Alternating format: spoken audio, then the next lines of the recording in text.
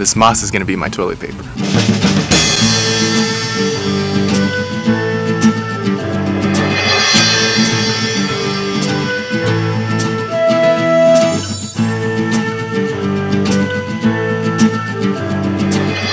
I think we're gonna strip down, get naked, jump in that water. That's nothing but delicious. Not for me. Alright, copy that. One of my favorite trees. And along with the yam, I got the Spam. I've always wondered what pressed processed meat tastes like. I haven't wondered. It's quite comfortable. It helps to have waterproof boots.